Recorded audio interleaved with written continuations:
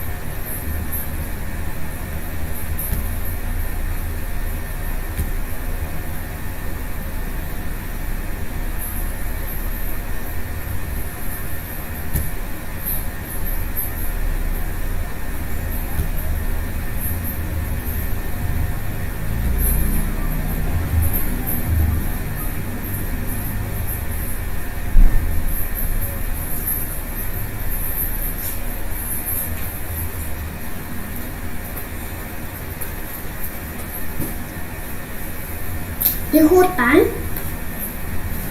Pak, kita teh hutan, Pak.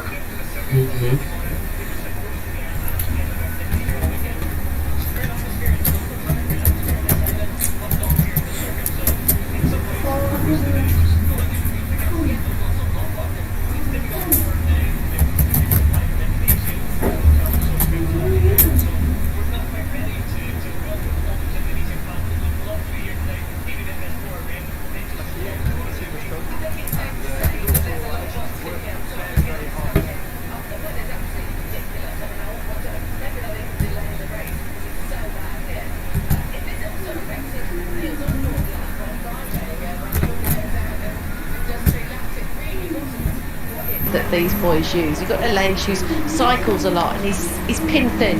There's no body fat as there isn't on any of them, but there's also no strong muscle. I noticed he was struggling to pick up the bike. He couldn't even nearly pick the bike up though. You know, like it makes you wonder if he's a fraction too weak because of like his obsession. Because it's an obsession. He loves cycling. He sort of like to you be should be able to pick your own bike up. Exactly. He wasn't even close, was he? There's one thing, he won't be doing any 24-hour races because when you do a 24-hour race, that's part of it, isn't it? You have to pick your bike up. What are you saying? You've got to be strong and fat for 24 hours. Strong. Let's get back down to the grid and talk to the other Espargaro, because that's with Pop. I certainly am. Paul, it's been a difficult weekend, to say the least, for you. After what had been an encouraging testing here at this circuit, obviously not getting the feel for the tyres. What are your thoughts now as you look out onto the track? Well, when it was starting rain, you never know what can happen on wet conditions, but for us was a little bit pain release because we were suffering a lot this weekend with these old casings in the tires, and especially after Mandalika test, we had big hopes of this weekend, and we thought that we could fight for the victory. Not easy, but in a correct way, not suffering so much, and we faced a completely different situation. So, the rain gave us a little bit of hope, but it's on rain, you cannot predict anything. It's kind of lottery, so we will wait till see if it stops and we can go. I imagine the mood changed somewhat as well in the garage after seeing that crash with Mark this morning. Have you managed to speak to him at all? Not yet. But yeah, as you all have seen, we are suffering a lot with the rear tire. We are spinning so much in the acceleration. Just on the way of touching the throttle, the rear wheel just coming around to the front wheel, and especially on the fast corners in the entry, we do not have the rear attached to the ground. So yeah, we are suffering quite a lot, and yeah, maybe this rain it's a new story for us, but. Anyway, whatever is going to happen, we are going to try and we are going to fight hard. Thank you, Paul. Thank you. Paul Espargaro, who had he had a great Qatar, didn't he? A great start to the season. Looking ahead, where could he get to? Well, he looks like that bike is much better suited to his riding style. It's a great start to the season. They're sort of focusing on getting a lot more Where grip on the rear. So he looks absolutely fantastic. Better suited to his riding style. No more they're sort of focusing on getting a lot more grip on the rear. So he looks absolutely fantastic. Better suited to his riding style. No more they're sort of focusing on getting a lot more grip on the rear. So he looks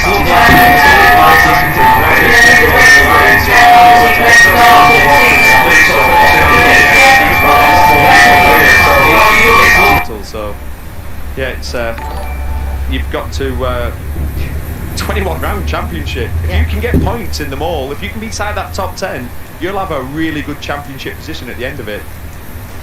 Yeah, as you can see there, top of the hour for the pit lane to open, as we saw Franco and Chini Loris come in, having done another lap out there, and I'm pretty sure they thought it was exactly the same as the previous laps they've done. We've been chatting here without seeing a wheel turn for about an hour and 40 minutes or so. Of course, it hasn't been like this all weekend. There are the fans just pulling together. They're actually having a great time. Lovely time, haven't they? One thing I'd like to add, I thought Aleix offering up a full set of kit to get more followers.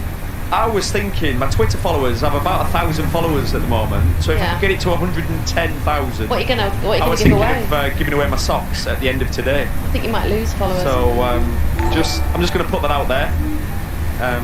If any one fancies a real unique prize, I might sign them as well. So that's great. Oh look, Fabio, that's what Fabio thinks of that. Fabio's key. Silvan, have you been working on your skipping? Because at the last round, not only did you let yourself down, you let the whole BT team. You'd said how easy the skipping looked. I'll tell you how far it's gone.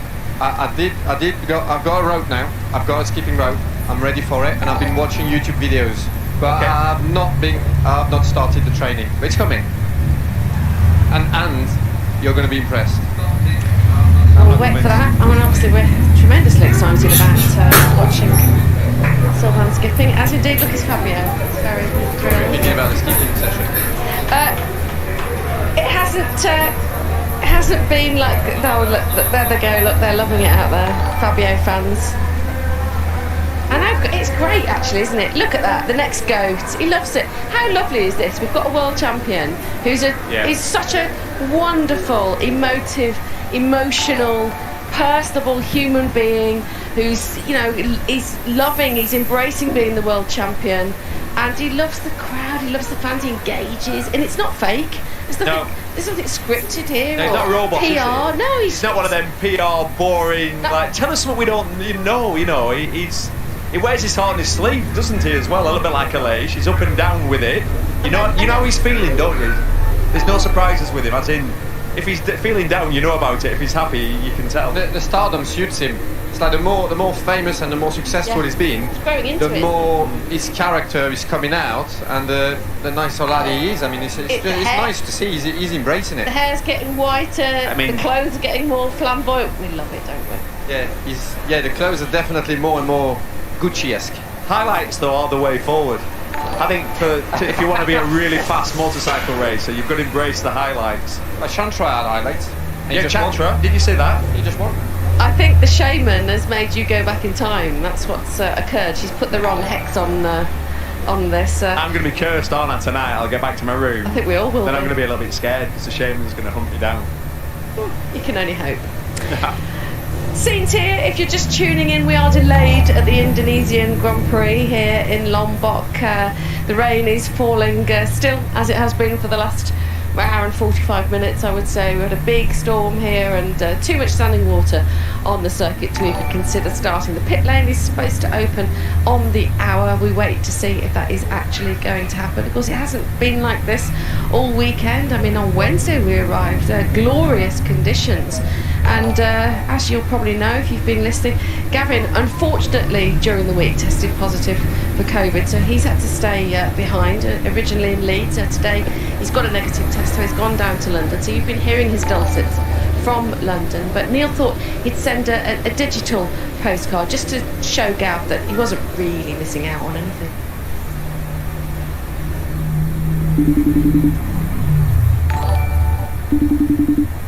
Hello mate, how you doing? You alright? Now then, how are you? Yeah, I'm fine. Hey, we've all been worried about you. What's the situation? Testing negative pretty much now, so that's all good. Yeah, no, that's good. What's it like then? What's it like here? Oh, mate, honestly, you know how long the Indonesians have been waiting for a GP. The fans already, I have never, in all the years I've been involved, seen anything like it. Even arriving at the airport, there's thousands of people, the enthusiasm, and they are so friendly. Did you see in Jakarta? Oh, it looked amazing. It looked ridiculous, really. And it's not just that, it's all the fans that were there. The riders were being mobbed. Absolutely wild, yeah. Oh, Marquez doing a burnout. They're just that sort of up for it and enthusiastic. It's so nice to see. What's the track like then, anyway? What you can't believe is the track temperature, 67 degrees. Now, I've never seen a track temperature like that. And you can feel it when you're standing there. It just bounces up in your face. For the riders, it's going to be pretty tricky. Ooh, that's too hot for me. That's far too hot. You've been busy then? Yeah, I've been flat out. Usual interviews at the track most of the time. Not really. I was hoping I'd get a chance to really enjoy the island and, you know, see some of the sights, but... Yeah, it's weird not being there, I have to say. Mate, I am missing you so much. Think about this. It's the first one you've ever missed. Like, from day one when BT... It's like out here, mate. It's a bit rural. Loving it though. Look, I am going to have to go. Seriously, I've got to get my passes sorted out. So. Alright, listen, I'm going. Yep, okay, mate. Yep, I'll... See ya, I'm going. Bye. Chat later. Alright, yeah, see you later. Today! Come on! That's alright!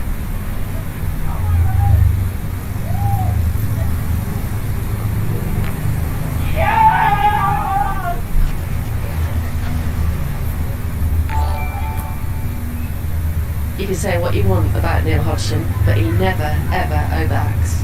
I didn't know it was skins until I got in the water. Skins? Yeah.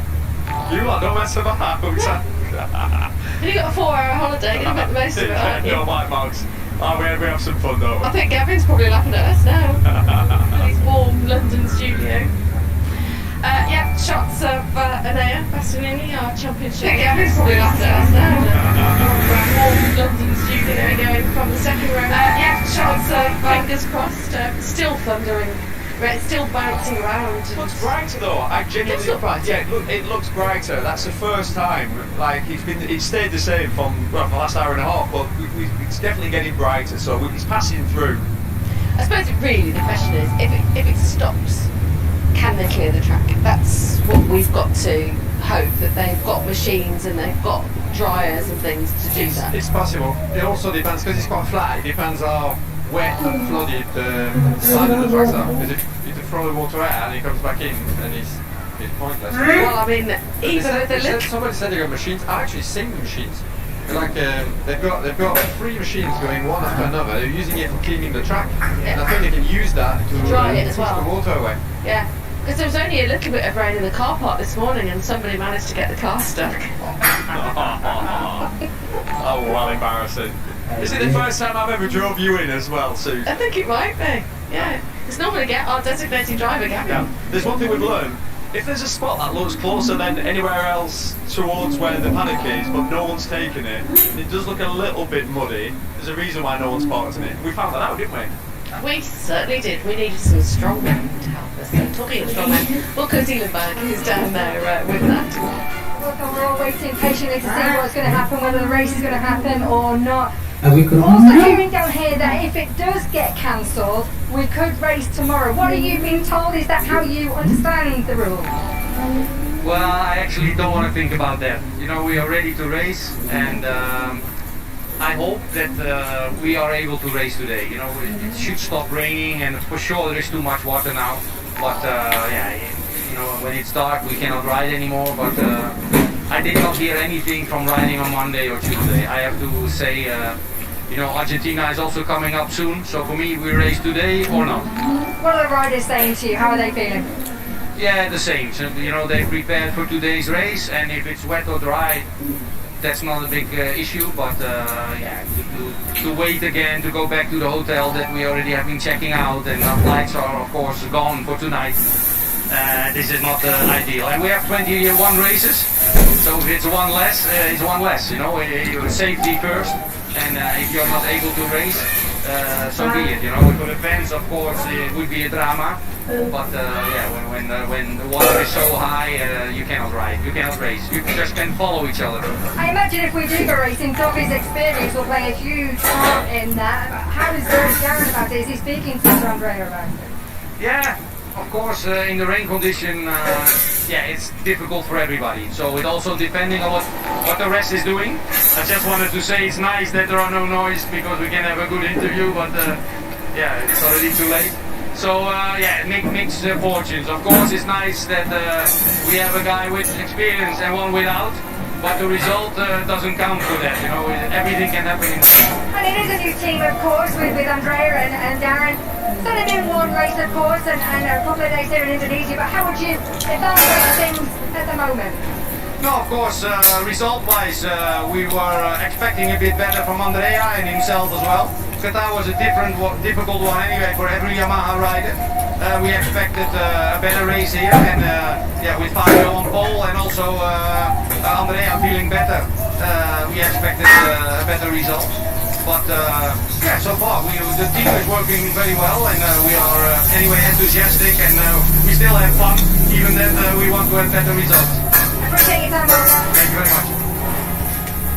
Well, as you saw there, they've fired up the marching band, set them out into the rain to entertain the crowd. I've got a feeling Wilco definitely not going to race tomorrow, does it? He's not having it. He's checked out the hotel. But the logistics, so let's just think about this. The logistics. The money for a team. If don't get me wrong, I'm pretty sure that you will be probably refunded by Dormer because it'll be their call if we continue and race tomorrow. But the logistics of how difficult it is to get here, it's 3 flights, like I mentioned earlier, and also the fact that we've got all that freight, and that's going to get delivered to the other side of the world, to Argentina. That's got to be prepared. So I can't see them going on till tomorrow. What about that RNF team? What do you make of the setup there, Michael? Obviously with Petronas pulling out last year, everything's been completely rejigged with Wilco. We're seeing him, you know, in that garage. How do you think they're going to fare? Obviously, that team didn't know how lucky they were to have Fabio Quartararo and Franco Morbidelli whenever they arrived in the MotoGP scene, by round 2 they were posted in the front row of the grid. So they went through that purple patch and it seemed like MotoGP was easy, but now they're going to have to do the hard yards. They've got Tommy, they've got a factory bike, then they've got a rookie in Darren Binder. And I think that they will do a good job, but it's going to be a lot tougher, especially because of the nature of MotoGP now. The top 10 are all so fast, it's going to be hard for Tommy on the Yamaha, I believe, to be in there battling for podiums as the team would possibly expect. But they have kept with a lot of the personnel that were there in the past, so Johan Slingerfeld's no longer involved with that outfit, but Razvan Razali's there, Wilco Zielenberg's the team manager, a lot of the mechanics, the staff, the technicians are all still there, the Yamaha support's still very strong, so I think they will do a good job, but replicating what they did in the rookie season with Fabio and Franco, it was almost, we knew at the time it was a bit special, but it's unheard of, and for a private team to be at that level, I think they'll struggle to replicate those results. Everybody had an eyebrow raised, didn't they, when Darren Binder was fast-tracked from Moto3 to MotoGP, and a lot of people said he hadn't had good enough results, he didn't deserve that ride, but in Qatar and all the sessions that we've seen, you can't say that now, can you? No, he's done great in Qatar. Great first rookie race. He was fighting with Raul Fernandez and Remy Gardner for the best rookie of the race. I mean, he really impressed me. Coming up from Moto3 with not real Moto3 pedigree. I mean, he was fast in Moto3. He'd done some great races, but there was nothing out there. He wasn't the best rider in Moto3, so you'd think this is maybe a big stretch, and it is. It's a massive stretch. So he's done really, really well in Qatar, and he's embracing the opportunity. So far, he's not made many mistakes. I mean, he's doing great. Well, that looks like a good sight. It looks a little brighter over there. Nat's in my ear saying it's definitely eased in the pit lane behind us. It looks pretty similar to how it has been. But the pit lane looks like it is going to open at 8 o'clock UK time, 4 o'clock here. So it looks like we're going to have a race 15 minutes after that. Keep everything crossed.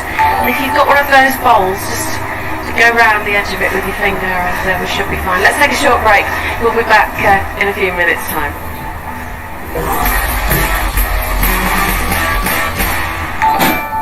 Swinton Bike and Multi-Bike Insurance sponsors MotoGP on BT Sport.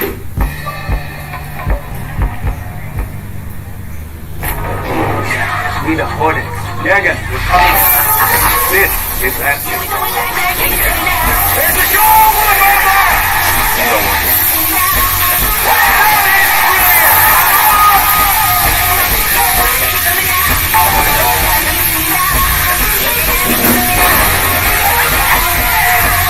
Replay on BT Sport.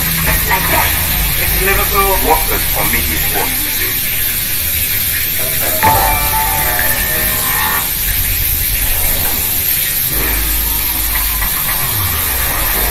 MotoGP 22 is going. What a race! Oh, have you ever seen anything like that?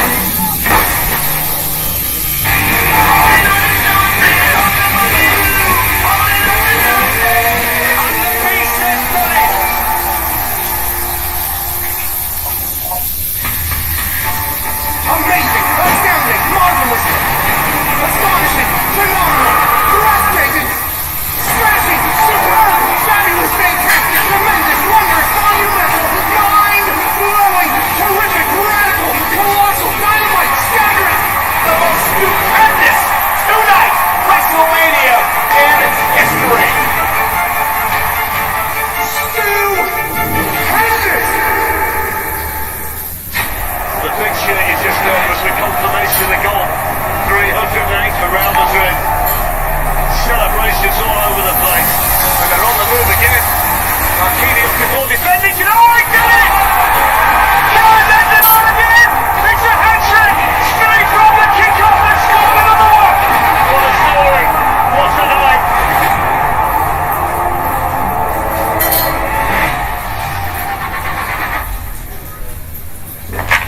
Will we see a charging cricket? You betcha.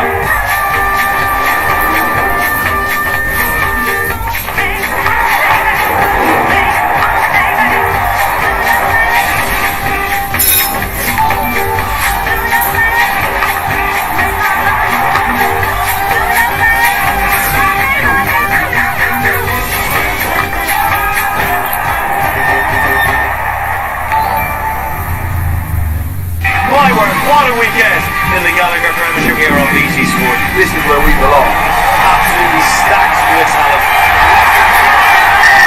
Come on, boss. Lovely play. Benani falling over the line. Lots of live games happening. Clyde scored all over the shop. Gallagher Premiership on BT Sport. This is where we belong. This is your reward. Sports in all its magnificence. Feel the fury! The Tyson Fury Buffet Punchback!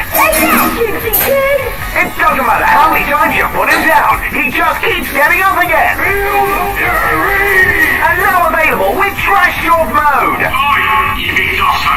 The Tyson Fury Buffet Punchback! It's knockout fun! Feel the fury!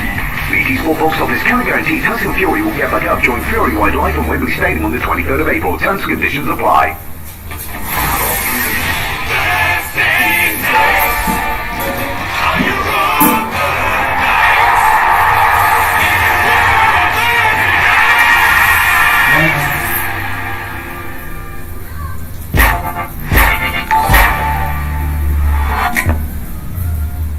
Swinton Bike and Multi-Bike Insurance sponsors MotoGP on BT Sport.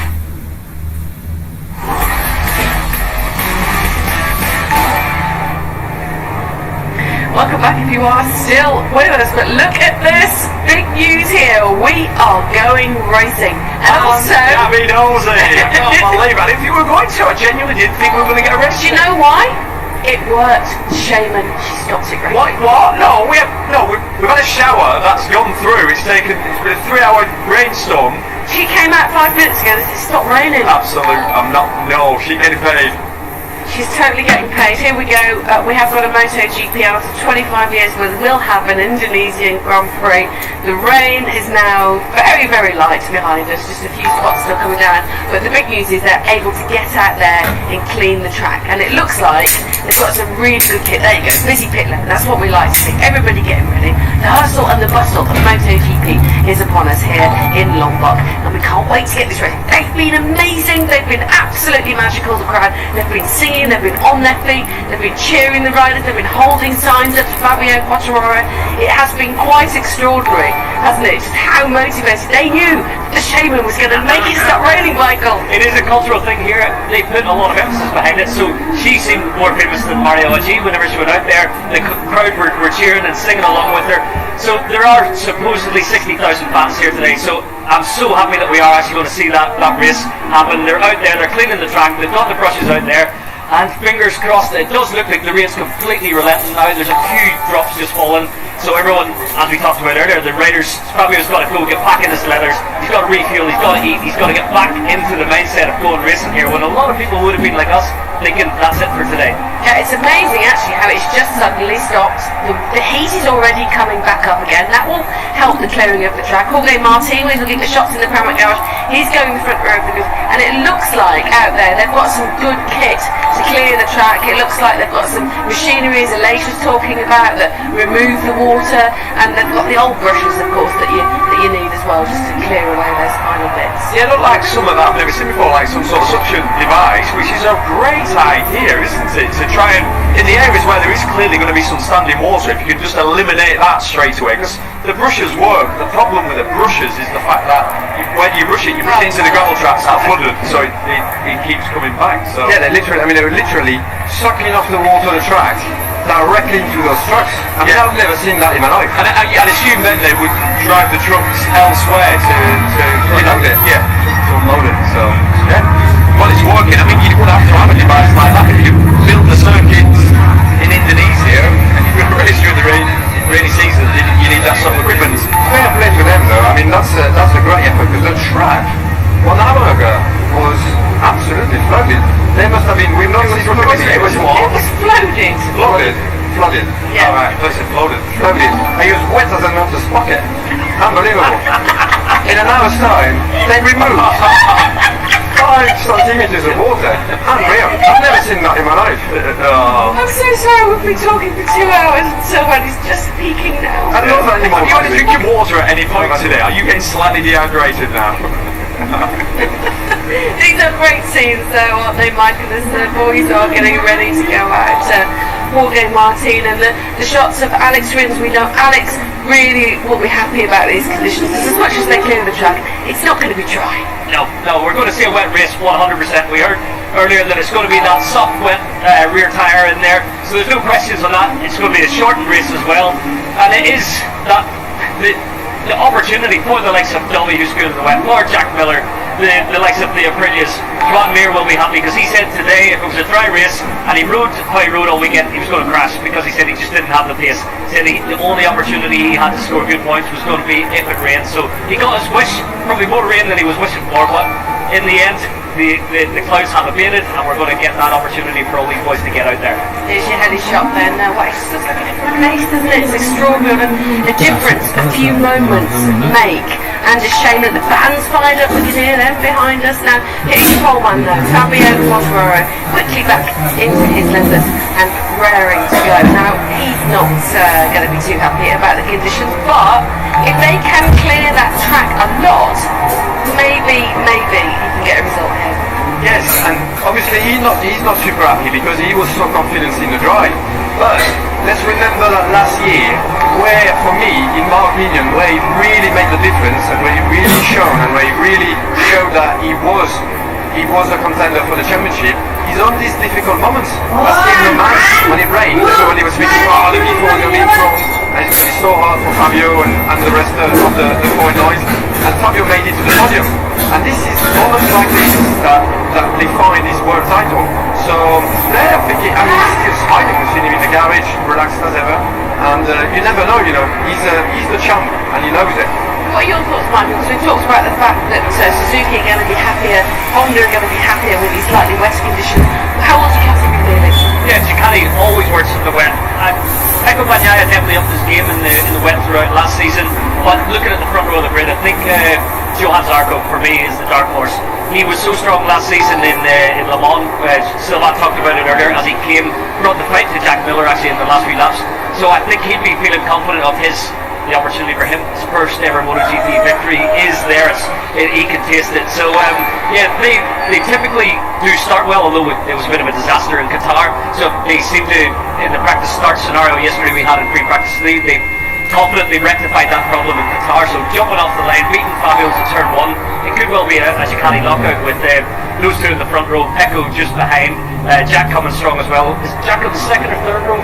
Yeah, third row actually in the end, so he'll come through strong. So I think Ducati's, they've got strength in numbers. I'm forgetting about the VR46 duo, because both Bezzecchi and Marini this weekend have been really on form, and they're up there on the grid as well, so they've both got a perfect opportunity. And Bezzecchi was actually, as a rookie, for his first time in the wet in Sepang, at the test in Sepang, we had some showers, and almost all riders went out in the wet. It was actually really fast. So Bezzecchi, we don't know how fast he is or not. These guys, are rookies. The Tech 3 boys as well. They with a chance, and they're gonna see this race and these changing conditions as an opportunity. It's a bit of a lottery, really, going out there. We can see the track conditions now. What are you thinking? How do you feel about it? Much better than I thought it would be. I mean, remember an hour ago we had that shot with that pace car going through the track, and it looked like you needed a jet ski to get around there.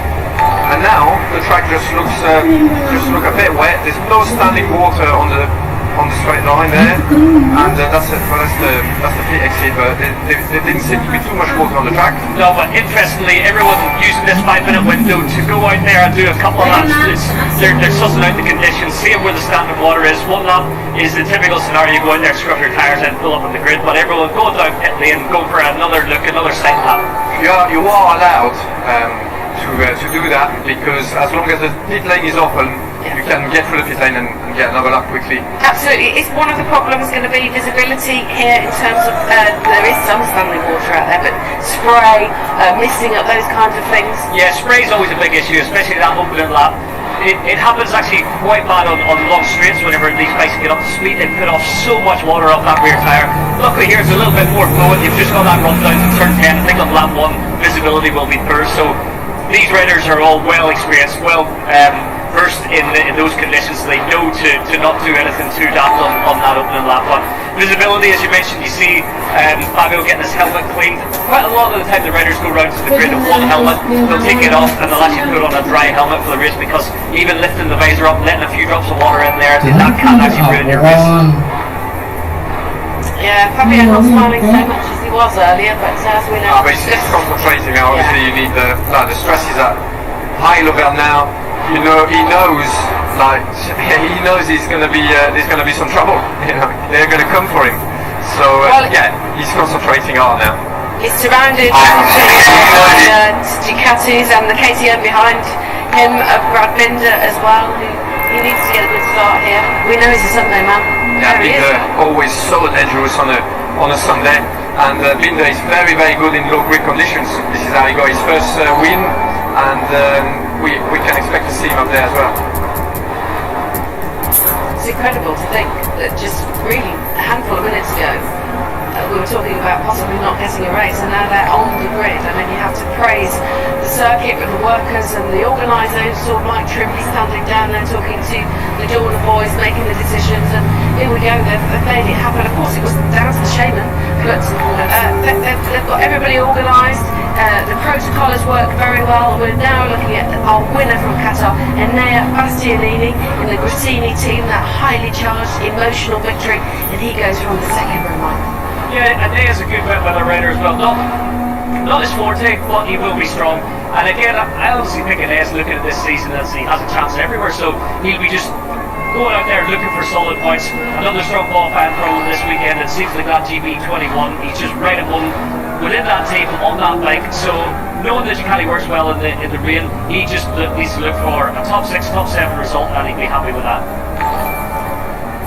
Between Binder and Bagnaia as the grid goes through. Miguel Oliveira heading the third row with Alex Rins relishing these conditions, as indeed will Jack Miller, Alicia Spargaro from 10th, Fabio Di Gianantonio in 11th, and Luca Marini in 12th. It's really the back end of the grid that's got some surprises this week. As Paul Spargaro, who went so well in Qatar, he's in 15th, Andrea Di Vizioso in 16th, Johan Mir in 17th, and of course the Honda's struggling back here. Mark was in the second half of the grid.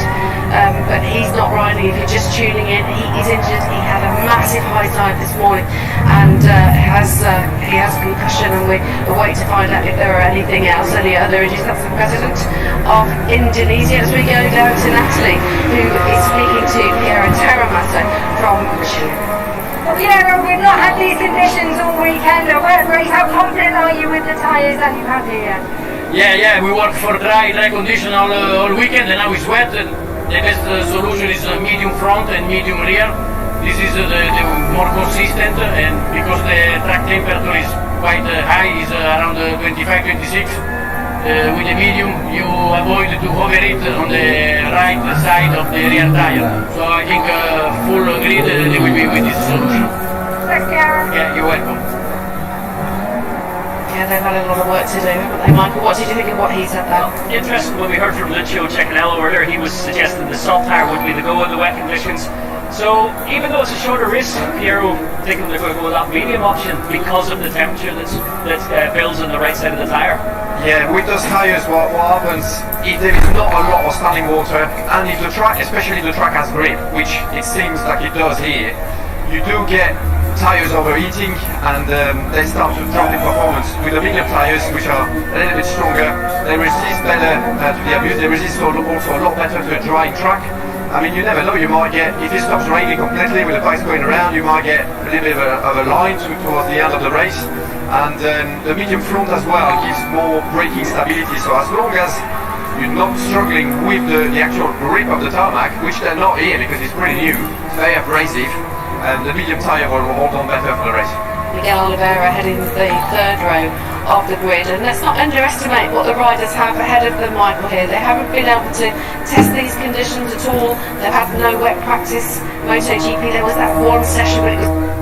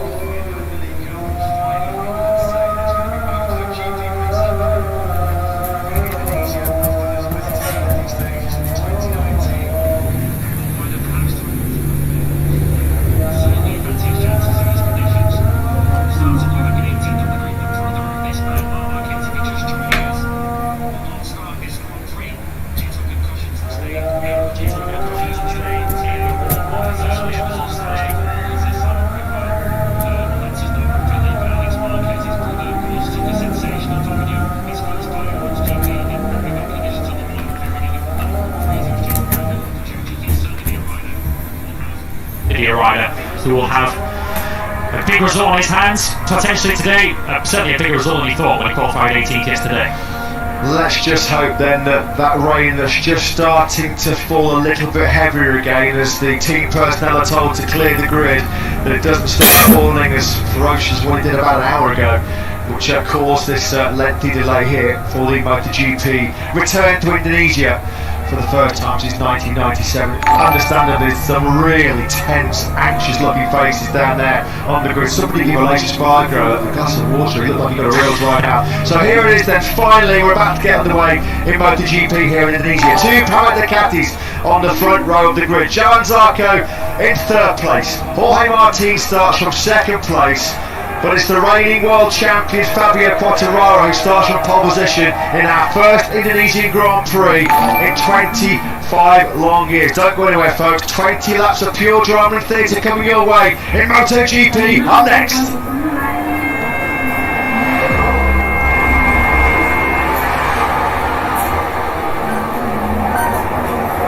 Who will be the rainmaster of Mandalika here in MotoGP? Fabio Quartararo, the reigning world champion, starts on pole position, and in the Pramac Ducatis of Jorge Martin and Johan Zarco. Brad Binder heads the KTM Challenge from the front of the second row ahead of the reigning world championship leader, Enea Bastianini. Keep an eye out for the rookies. They're led by Fabio Di Gianantonio. He starts in the middle of row 4 with Marco Bezzecchi just behind him. Paul Espargaro on the fifth row. He is the sole Repsol Honda challenger in this Grand Prix due to the injury sustained by Marc Marquez earlier this morning. In wet conditions with drizzle starting to fall once again, these are challenging conditions for the best riders in the world. Let's go racing in MotoGP. So we've been waiting 72 minutes since we thought this Indonesian Grand Prix would be getting underway, and finally, as the rain just starts to fall, the warm-up lap then does.